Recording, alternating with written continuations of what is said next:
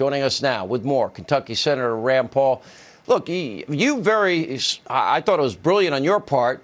Have a constitutional vote, and 45 Republican senators said it's a non-starter. I don't even think the Senate should legitimize what was an illegitimate partisan effort in the House with no witnesses, no due process, no defense brought in, just a snap impeachment.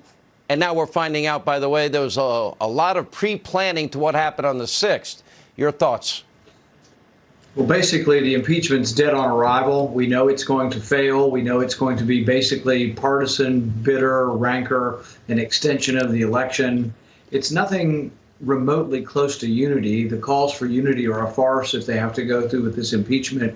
I think it does drive a wedge in society, and people will say, oh my goodness, how could this possibly be fair or constitutional? So it only takes 34 votes to acquit. We had 45 to say that even the whole trial is illegitimate and unconstitutional because he's no longer the president. So we know what the result will be of this. The one important thing we do need to see, though, is there has been a big lie promulgated out there that he incited violence. Look, I disagreed with the debate. I voted against what President Trump was asking for. But when I listen to the speech and I hear him say, go fight to let your voices be heard, has no one in the country on the Democrat side heard of figurative speech? Have none of them listened to their own speech and how often a politician says, go fight, win, fight for your country? But I think they should show video of all the Democrats and the inflammatory and temperate language that they've used. Cory Booker saying, get up in the face of these Congress people. Maxine Waters saying, swarm them in restaurants. Kamala Harris even saying, let's bail out these people. One guy's been bailed out 3 times by the group that Kamala Harris supports. He's committed violence every time he's gotten out. He cracked someone's skull the last time. I was at the ball field when Bernie Sanders' supporter committed violence. But the thing is we as Republicans were more fair-minded. We haven't blamed any of those politicians either for their words or for the actions of any crazy supporters of theirs. So when Bernie Sanders supporters shot up the ball field and almost killed Steve Scalise, nobody said it was Bernie Sanders' fault. But they need to look at themselves and hear what they've been saying and see the violence associated with their words. Every day on the internet, I am attacked and people say that they wish I had violence committed against me again. I had 6 ribs broken, part of my lung removed, coughed up blood for a year, almost died from an infection. And the thing is on the internet, Nancy Pelosi's daughter has said, Rand Paul deserves it and he ought to get it again. The teacher of the year in Virginia, a big Democrat, said the same thing. Half a dozen minor D-list celebrities and actors have wished me harm, and nobody says a word about it on the left. You know, I'm looking at all this. Not only are they wasting our time and effort, then they got $1.9 trillion in this COVID package. There won't be bipartisan support. You know, he's ruling by executive order, now the reconciliation process. And Bernie Sanders is in charge of the purse strings. 50 grand loan forgiveness. Wow.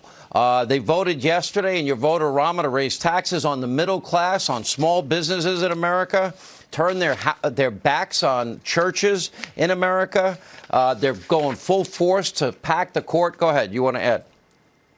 No evidence of unity and no evidence of bipartisanship. We're going to be 2 weeks into the administration. The first thing they're going to do is extend the bitterness of the election with the impeaching a former president. And the second thing they're going to do is add $2 trillion worth of debt to our country with no Republican support, 0. He had them come to the White House only to tell them, no, we're doing this only with Bernie Sanders' way or the highway, with only Democrats. So really, this is showing you how they want to run the country. They do not care what the other half of the country wants. About 50% of the country is Republican, about 50% is Democrat.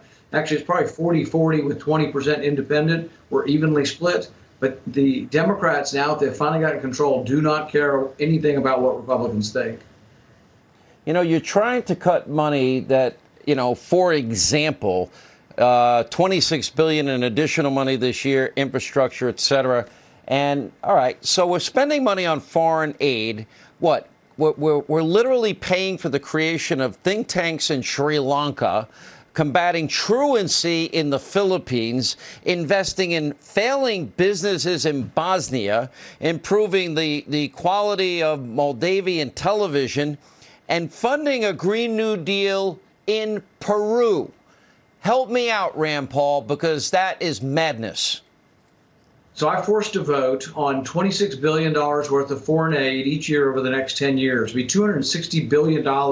And I said, instead of sending it off to these foreign countries who often hate our country, burn our flag, chant death to America, and we still keep giving them money, I'd say, let's build the roads here at home. Let's don't build roads overseas. No Democrats supported this, but unfortunately, most of the establishment Republicans don't support cutting foreign aid welfare either. But this is something President Trump and I agree on. It's also something that about 75% to 80% of Americans would rather build bridges and roads here in our country, not overseas.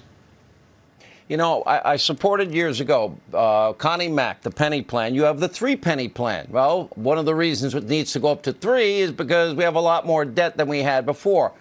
And I don't think any American, I think most Americans understood through no fault of anybody else that we all got hit hard in the last year. But Joe just inherited the vaccines from President Trump, Operation Warp Speed. Okay. If you cut 3 cents out of every dollar for 5 years, you can balance the budget based on your numbers. Is it that easy? And why don't we do it? Every Republican that was in the Senate a few years ago voted for a balanced budget amendment to the Constitution. Mike Lee was a big part of writing this. I was a part of this. And it balanced the budget in 5 years. So I think that's the gold standard for what we should do. Anything that takes longer than that is really not realistic and not the truth. So I put forward every year a budget that balances in 5 years.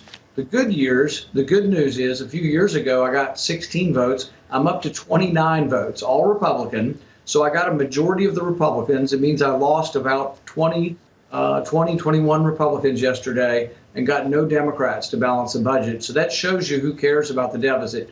0 Democrats and a little more than half the Republicans. All right. And so Joe's ruling by executive order is basically ignoring an entire branch of government, more than 3 times the executive orders at this time in the presidency of Obama, George W. Bush and Donald Trump. Okay. And then they're using reconciliation again to ram it down the country's throats with no bipartisan support at all. Is that how we're going to, is this governing to you? Is that constitutional to you?